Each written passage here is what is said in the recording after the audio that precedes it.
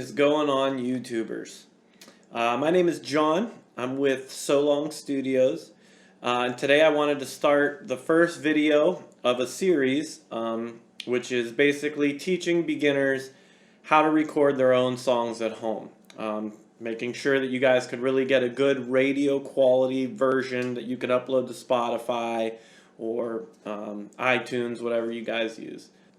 The purpose of this series is really to help beginners understand how easy of a process that this is in today's world. Now that everything's digital, you don't have to deal with analog rack systems and compressors and EQs.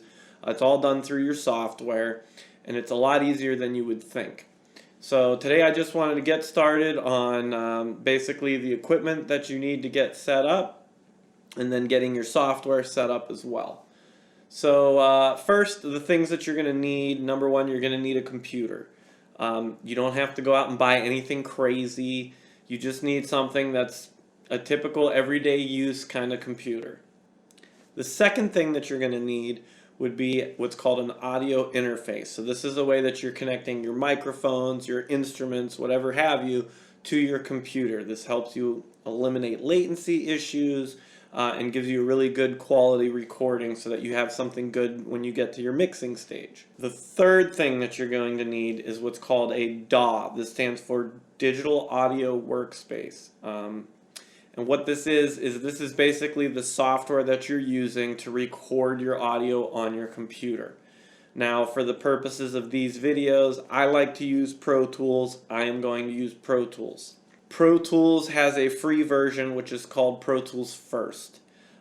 Everything that I'm going to do in these series, you can do in Pro Tools First. I'm not going to use any different crazy plugins or anything like that. So if you download the free version of Pro Tools, again that's called Pro Tools First, you will be able to do everything that I'm doing in these videos. The fourth thing that you're going to need is a condenser mic. Now this is going to be a good way for if you're going to record some acoustic guitar in order to do your vocals.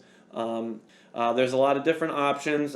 This is again up to you how much you guys want to spend, but you can get a decent good condenser mic for about $100. If you want to spend more than that, then that's up to you. Okay, the fifth thing that you're going to need is going to be either monitor speakers and or headphones. Now this is basically the way you're going to be able to play back what you're listening to. This is going to be very important in both recording and mixing. I will say this, I like using monitor speakers. It helps me when I'm doing mixing. However, when you are recording vocals, you're going to want to get a good pair of headphones, and preferably closed back headphones. So this is something that when you're recording your vocals and the mix is coming through your headphones, you're not bleeding out into the microphone and it's not picking up the actual mix, just your vocals. So you're going to want to make sure to get a good pair of headphones. Again, you could get a decent pair for about $40, $50. You can get, much more in depth. It's again all of your preference. Just keep in mind the better the headphone, the less bleed through you're going to have. Okay, so now that we've gone over the 5 things that you're going to need in order to get started, hello.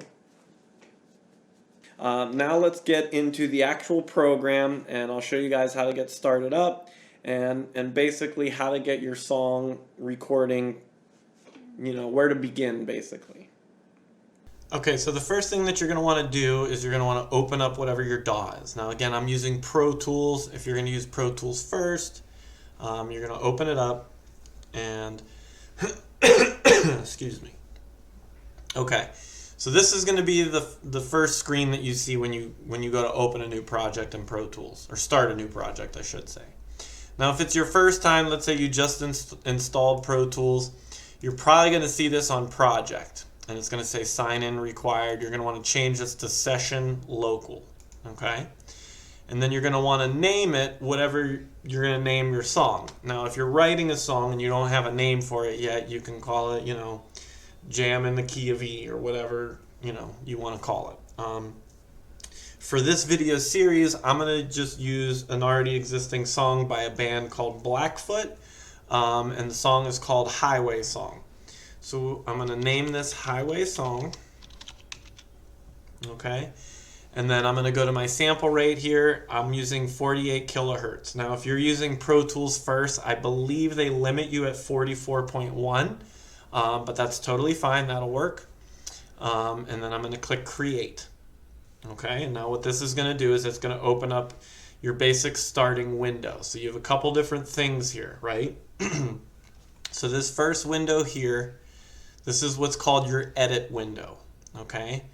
And then this is your transpose window, and then third is your mix window. Now, if any of these are not showing up, you're going to go over here to where it says window, and then you could turn on, okay, transport, mix, edit. So if I take transport and I turn this off, see how it's gone now? Then I could go back and hit transport, and then it'll show up. Now, it might also show up like this, which is, it's the same thing, but if you just click this down arrow and take the minimal off and go to all, then it'll show you the whole thing, right? So then you'll be good to go. Now, the first step that we have to do in order to start recording is we have to make a couple of tracks, right? So the first thing we're going to do is we're going to go up here to where it says track, and then we're going to go new. And the first track that I like to start with is a master fader. So this is going to be stereo. This is just like a master fader on an old analog mixer. So you want not mono, you want stereo. And then we're going to change this from audio track to master fader. And then we're going to click create. It made this new track here called Master 1, and we're ready to go with that. Now, what else we're going to need to do is we're going to need to add the track for guitar. So the first thing that we're going to want to do here is we're going to want to make a scratch track that we can kind of build the rest of the instruments on top of, right? So I'm going to start with guitar. So what we're going to do is we're going to go to track, new again, and then a guitar, a microphone, whatever it might be, is going to be mono. So we're going to leave this mono, audio track, and we're going to click create, okay? Now, the very first thing you should do whenever you create a new track is change the name. If you start doing this and you don't name things, you're going to end up with audio 1, audio 2. It's going to get confusing. So I'm going to change this to guitar scratch, right? Okay. We're going to hit OK, saves it. All right, so now we can see we have guitar scratch here. Now, the next thing that we have to do is we have to make sure that our guitar is hooked up to our interface and can send the audio signal to Pro Tools. So the first thing you're going to want to do is you're going to find an input on your interface, and you're going to plug your guitar directly into the interface. Now, depending on your interface, you're probably going to have to choose whether or not this is an instrument or line. So if there's a button, make sure that you have it selected on instrument. Okay, this is going to give it the right signal that it needs to take the signal from your guitar and put it into Pro Tools with the best audio quality. So now that we've made sure that our guitar is plugged in, we are on instrument. We have our level knob about a little bit less than halfway up, I'd say. We're going to test out our guitar. Now, the first way that we got to do this is we have to record enable the guitar track. So we're going to select this record button here. And what this is going to do is it's now going to allow you to hear your signal from your guitar going into it. So let's watch the meter and make sure that we're between 50 to 70%. See? So that's about right where we want to be. Okay? So we have good signal coming in, and we have good signal coming in, and we want to make sure now that we're going to play our scratch in time. So this is the next thing that we have to do is we're going to add what's called a click track. This is basically a metronome so that you can hear everything in the correct time and kind of keep everything, synced up. So we're going to go back to track, and we're going to go all the way to the bottom. It's going to say create click track. So now you can see I have a click track here, and what we got to do now is we have to set our tempo for the song. Now there's a couple different ways you can do this. I'm going to go down to the transpose window, and right here, this blue button, it says conductor track. I'm going to turn this off. And now, like I said, I am playing a song that already exists, and I know the tempo to this song is 127 beats per minute. So I'm going to type it in there and hit enter. let's say you're writing a song and you're not sure what the tempo would be. What you're going to want to do is you're going to want to click right here so that this is highlighted. And then you can use the T button on your keyboard to tap while you hum the song in your head. So now what I'm going to do is I want to make sure that this count off is highlighted. If it looks like this is off. I want to make sure that this is on, and I'm going to give myself 2 bars. Okay, so you could double click on this, only record during 2 bars. Okay, so now I know I'm going to have 2 bars that it's going to play me the click track before I need to start playing my instrument. Okay, now what I want to do is I want to play whatever my scratch track is and do it for, maybe 2 or 3 times through, and make sure that you get a nice good recording and as accurate as you can with the click track. And when you're ready to do that, you're going to hit this record enable up here in your edit window. And then just like back in the day when we used to record, music off the radio on a cassette, when I click play, it's going to allow me to start recording. So now that I'm ready to do this, I'm going to have a 2-bar count in, and then I can start playing my scratch track, okay? So I'm going to hit play, and I'm going to do this.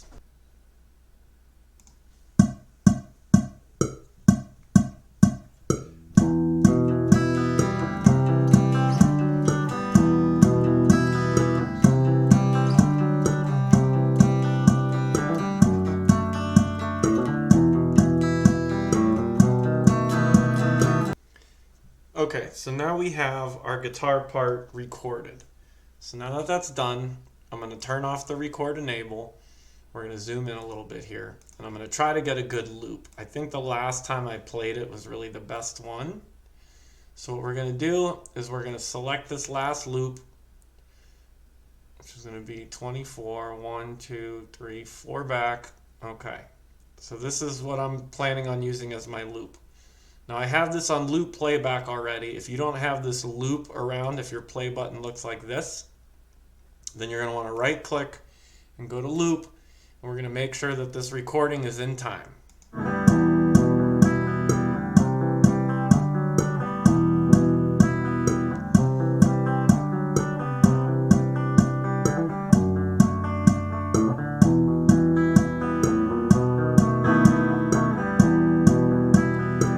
Okay, so we could hear that it played right back into itself, no problems at all.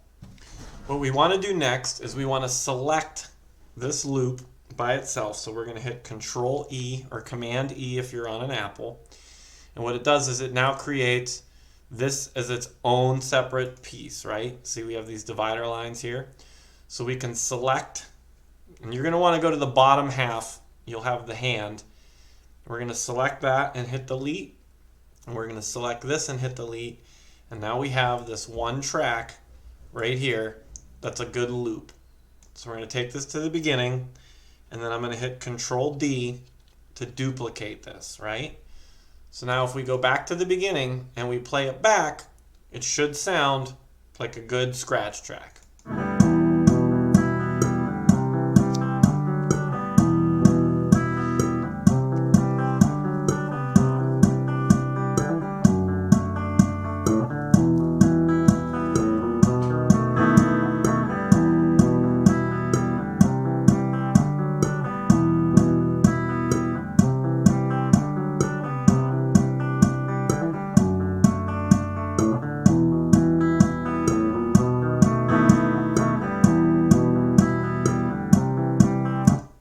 Okay, perfect. So now we know we have a good loop, and this is something that we could use to build the rest of the song over top of. Okay, so now we have a good quality scratch track recorded in our DAW in Pro Tools, which will give us a nice loop so that we can begin to put the rest of the pieces together and finish up this song. So the next video in my series that I'm going to do is going to be recording drums. Now there's a couple different ways to do that, so I'll get into all those different ways in this next video. And again, this is what's going to help us continue our path on doing your own home recording of a radio quality version of your song. Now if this video gave you guys any kind of value, please make sure to like and subscribe to this channel, and be sure to hit that bell so that you can get notifications on when new videos come out. Until next time, I'll see you guys later.